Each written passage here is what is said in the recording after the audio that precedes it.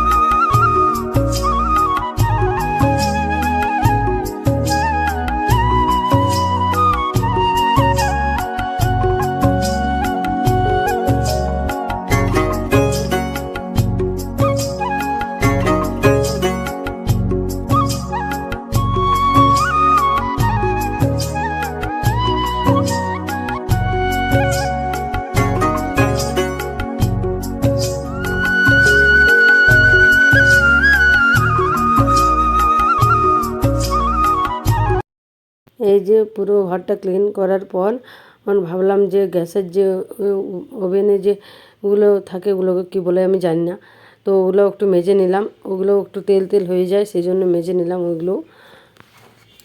সব কিছু ক্লিন থাকলে একটু ভালো লাগে। তো আজ ভাবলাম যে উপরটা ক্লিন করে নিই, তারপর নিচটা করব, তাহলে উপরে কোনো নোংরা নিচে আর পড়বে না।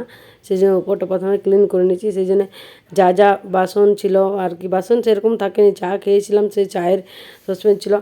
বাড়িতে আরেকটা গ্যাস ছিল, বাট ছোটো গ্যাস, সেটা অটোমেটিক দেখছিলাম যে অটোমেটিক একটু বেড়ে যাচ্ছে, অটোমেটিক কমে যাচ্ছে যা ওই আঁচটা। তো সেই জন্য আমি আর ভয়েতে করলাম না, কারণ এখানে কেউ নেই, একা কিছু একটা প্রবলেম হলে তখন বলতে পারবো না। তো সেই জন্যেই তো আমি ভয়ে রান্নাবান্না করলাম না। তোমার দাদাভাই বললো যে রান্না আর করতে হবে না, হোটেলে খেয়ে নেবে, কারণ হোটেলের সামনেই তো আমার ডিউটি, কোনো প্রবলেম নেই, তাহলে সেখানে থেকেই খেয়ে নেব, আজকে লাঞ্চটা করে নেব। তো সেই জন্যে ভাবলাম যে এখানে করে নিই। আর এখানে বাসনগুলো ধোয়ার জন্য সিঙ্কে যে বাসনগুলো রেখে দিই, তারপর যদি একটু কিছু পড়ে যায়, তোমাদের দাদাভাই একটা নেট টাইপের একটা নিয়ে এসছে, কারণ ওটাতে সব কিছু পড়ে যেত, তো তাহলে ওখানে জাম হয়ে যেত, তাহলে তোমাদের দাদাভাই একটা নেট নিয়ে এসছে। তো সে নেটটা নিয়ে এসেছে। তো এখন বাসন ধুতে গেলে কিছু একটা পড়লে আর নেটটা থেকে বার হতে চায় না, প্রচুর প্রবলেম হয়। এখন আমার কোনো সময় মাথাটা খারাপ হয়ে যায়, মানে ওটাতে কিছু একটা পড়লেই জলটা জমা হয়ে যাচ্ছে, আর তোমাকে নেড়ে নেড়ে ওটা জলটা যাবে, তারপর তুমি ওই নোংরাগুলো তুলতে হবে, বারবার ডাস্টবিনে ফেলে আসতে হয়।